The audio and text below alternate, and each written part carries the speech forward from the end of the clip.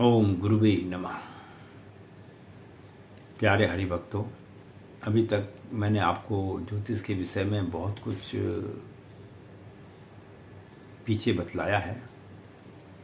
अब हम आज से जो है प्रत्येक व्यक्ति के कुंडली में ग्रह जो बैठे होते हैं उसके विषय में चर्चा करेंगे, और यह अति उत्तम वीडियो आप लोगों के लिए और जो ज्योतिष सीखते हैं उन बच्चों के लिए भी बहुत ही लाभदायक है।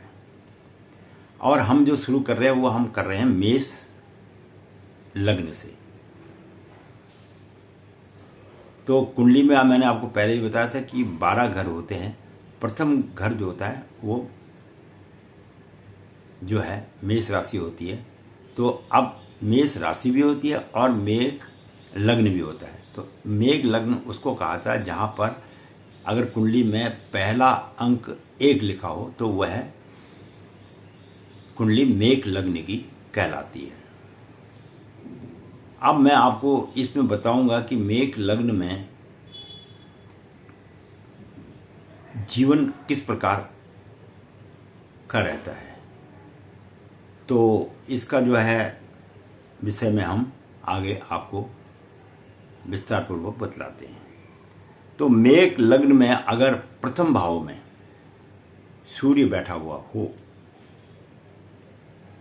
तो वह उच्च का तो हो जाता है, इसमें तो कोई दो राह नहीं। मैंने पहले भी इस बात में जिक्र किया हुआ था आपको।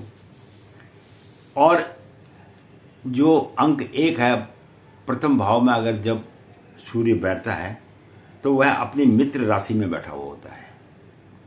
इसके प्रभाव से जातक जो है स्वस्थ शरीर वाला होता है और मध्यम कद वाला होता है, स्वाभिमानी भी होता है, तेजस्वी भी होता है। ये केवल मेष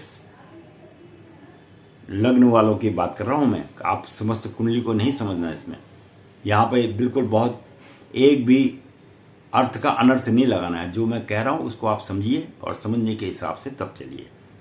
और आदमी जो है अगर मेष लग्न में सूर्य बैठा हो तो आदमी जो है तेजस्वी भी होता है और परम विद्वान भी होता है।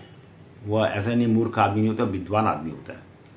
उसकी वाणी बड़ी प्रभावशाली रहती है। उसके अंदर में ऐसे गुण होते हैं कि वो नेतृत्व करने का पूर्ण अधिकार अब जो है अपने पास रखता है।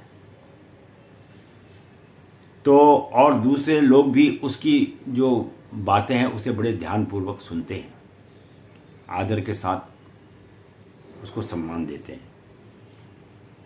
संतान पक्ष भी प्रबलता होती है उसके संतान में, बुद्धिमत्ता होती है, साहस भी होता है, उसमें धैर्य भी होता है और शक्ति भी होता है। और व्यवसाय कुशलता, जो व्यवहार कुशलता बोलते हैं ना, कहते हैं भाई इसमें व्यवहार अच्छा है, ये चीज़ें जो है। और महत्वाकांक्षी भी होता है वो आदमी। तो ये सारे गुण जातक में मेष लग्न में अगर प्रथम घर में सूर्य जब बैठा है तब उसका ये फल है।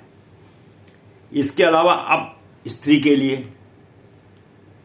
अब पुरुष के लिए तो ये बैठ हो गया कि भाई यहाँ पर अगर आदमी के लिए ये बैठा है तो स्त्री का अगर कुंडली है तो उसमें क्या होगा, तो आदमी का स्त्री के प्रति कैसा रहेगा इसमें।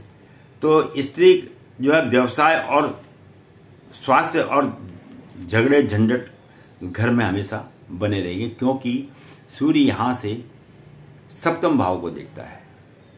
तो लड़ाई झगड़ा तो रहेगा ही रहेगा। और सप्तम भाव में सूर्य जो है नीच का हो जाता है। मैंने आपको बताया था कि एक में सूर्य उच्च का होता है तो सप्तम भाव में वो जाके नीच का हो जाता है। और नीच दृष्टि जब पड़ जाती है तो दाम्पत्य जीवन जो है उसका सुखमय ना रहकर दुखमय हो जाता है और क्लेश आदि की प्राप्ति होती है उसको। इस प्रकार वो जीवोपार्जन जो अपना करता है बड़ी मुश्किल से जो है अपने जीवन को वह स्त्री चलाती है। चाहे घर में सब कुछ होते हुए भी फिर भी उसको अपने जीवन को चलाने में असुविधा तो होती है और उसको अपने जीवन में कई समस्याओं का, कठिनाइयों का सामना भी करना पड़ता है। और जो जातक के लग्न में, मेष लग्न में सूर्य बैठा हो, ऐसे जातकों को जो स्त्री है वह भी अधिक रूपवान नहीं मिलती है। आपको होगी जिसको घरवाली रूपवान मिलेगी, ऐसा नहीं है। हाँ, ठीक मिलेगी, पर अति सुंदर स्त्री इसको कहा जाता है, वो उसे नहीं मिलेगी। और उसकी जो मर्जी के मुताबिक जो काम